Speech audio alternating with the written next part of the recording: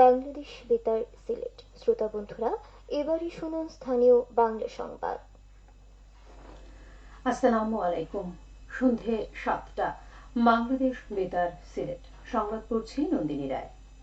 সিলেট বিভাগীয় কমিশনার খান মোহাম্মদ রেজাউন নবী বলেছেন, ছাত্রছাত্রীদের অনুসন্ধিৎসু হতে হবে।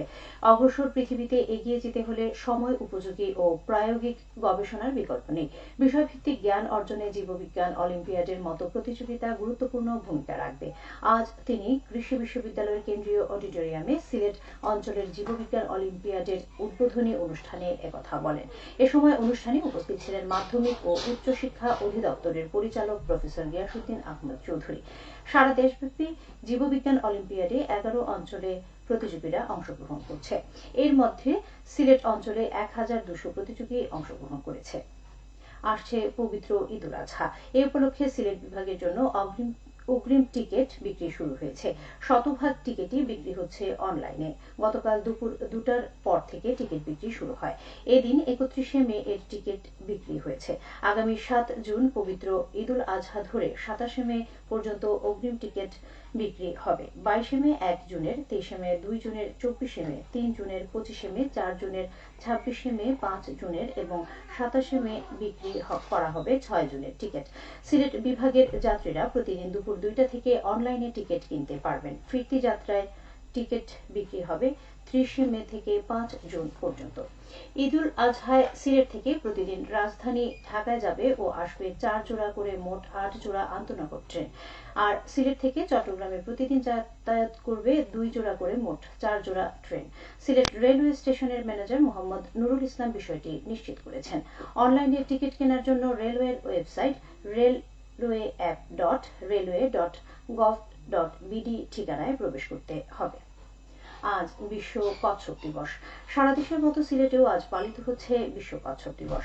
আমেরিকান টর্টয়েজ রেস্কিউ সংস্থার উদ্যোগে 2000 সাল থেকে প্রতি বছর 23শে মে দিনটি বিশ্ব কচ্ছপ দিবস রূপে পালন করা হয়। কচ্ছপ সম্পর্কে সচেতনতা বৃদ্ধি, কচ্ছপ সংরক্ষণে উপযুক্ত পদক্ষেপ গ্রহণ প্রভৃতি উদ্দেশ্যে এই দিনটি পালন করা হয়। হবিগঞ্জের শচীন্দ্র কলেজের প্রতিষ্ঠাতা শচীন্দ্রলাল সরকারের মৃত্যুবার্ষিকী উপলক্ষে স্মরণসভা অনুষ্ঠিত হয়েছে আজ। এ উপলক্ষে দিনব্যাপী নানা আয়োজনের মধ্যে ছিল কুইজ প্রতিযোগিতা ও স্মরণসভা। এ সময় কলেজের অধ্যক্ষ, সভাপতি, শিক্ষার্থী সহ বিভিন্ন ব্যক্তিবর্গ উপস্থিত ছিলেন। পরে কুইজ প্রতিযোগিতায় বিজয়ী শিক্ষার্থীদেরকে পুরস্কৃত করা হয়। পবিত্র ঈদুল আজহা উপলক্ষে আজ সারা দেশব্যাপী সাশ্রয়ী মূল্যে টিসিবির পণ্য বিক্রয় শুরু হচ্ছে। সর্বসাধারণের কাছে প্রতিদিন 690টি ভ্রাম্যমাণ ট্রাকের মাধ্যমে এ পণ্য বিক্রয় করা হবে। ট্রাকে ভোজ্য তেল, চিনি ও মসুর ডাল বিক্রয়ের ব্যবস্থা নেওয়া হয়েছে। এই কার্যক্রম আগামী 3রা জুন পর্যন্ত শুক্রবার ও ছুটির দিন সহ চলমান থাকবে। আসন্ন কুরবানি ঈদ উপলক্ষে গবাদি পশু পালনে ব্যস্ত সময় পার করছেন মৌলভীবাজারের খামারি ও গৃহপালিত গবাদি পশুর মালিকরা। জেলা প্রাণী সম্পদ অধিদপ্তর জানায়, খামারগুলিতে যাতে নিরাপদ ও সনাতন পদ্ধতিতে গবাদি পশু মোটা তাজাকরণ করা হয় সেদিকে কঠোর নজর রাখা হচ্ছে। কোনো গবাদি পশুকে স্টেরয়েড জাতীয় ওষুধ ব্যবহার করতে দেয়া হচ্ছে না। গত কয়েক বছর ধরে সীমান্ত দিয়ে চোরাই পথে গরু আসা বন্ধ থাকায় মৌলভীবাজারে গবাদি পশু পালনকারীর সংখ্যা বেড়েছে। জেলার 7টি উপজেলা ও 5টি পৌরসভায় ছোট বড় প্রায় 5,500 খামার রয়েছে।